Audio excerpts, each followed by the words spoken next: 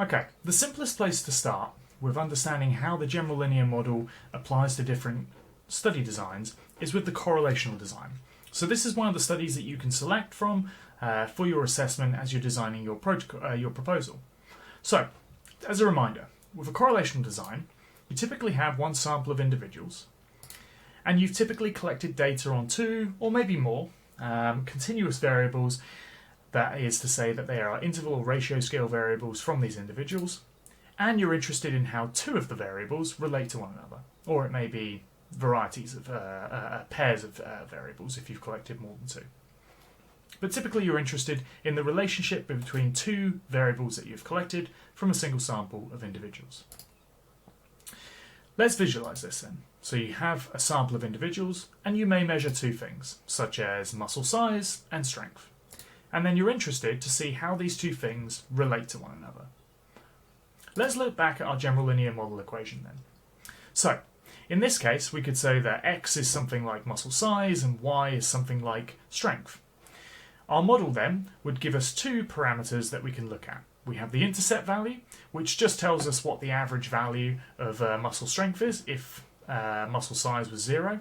And in this case, that's not a particularly interesting variable in our model.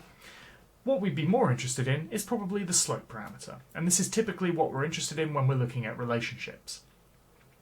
The model has to be fitted as it stands here, but the slope tells us what the increase in muscle size is with a 1 unit increase in muscle strength. Now, as I said, you might be interested in that slope. So each of these observations has a x value, so for example a value for muscle size, and a y value, a value for muscle strength. If we look at the slope in the typical general linear model or linear regression, that slope will be in units of y. So whatever y is measured in, so if it's kilos, for example, if it was a 1 rep max, then what it would tell us is for a 1 unit increase in x, so for example if this was cross-sectional area and it was measured in centimetres, it would say for a 1 centimetre increase in cross-sectional area, what would we predict the change in y to be? And if for example that was increase in 1 rep max, it would be the amount of increase in kilograms in 1 rep max that would occur, or that we would predict to occur, if there was a 1 centimetre increase in cross-sectional area for x. Now, the slope tells us what our predicted value of y is given a value of x, but we may just be more interested in describing the relationship in terms of its strength and direction. And so the Pearson's correlation value can be calculated from a regression model, or indeed it has an equivalence with a regression model. That's not to say that the slope is exactly the same, but when we standardize the variables, we get a slope that is equivalent to the Pearson's correlation. And we've spoke about correlations before. They describe the strength and direction of a relationship.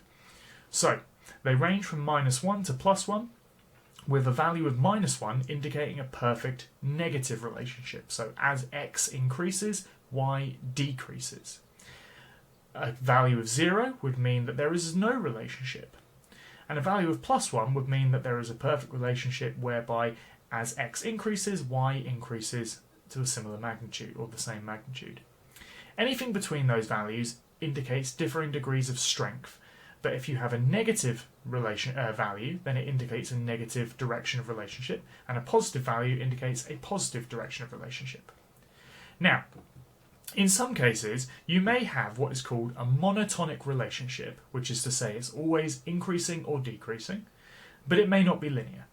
In such cases, you may want to still describe the strength and direction of a relationship, but a Pearson's correlation is not going to be appropriate here, given that it is based upon our linear model, which in this form assumes that there is a linear relationship between the variables. So, in which case, you may wish to use a rank transformation of the model. So we can take our x values and we can take our y values and we can order them, and then instead transform their values to their ranked positions within that set of data.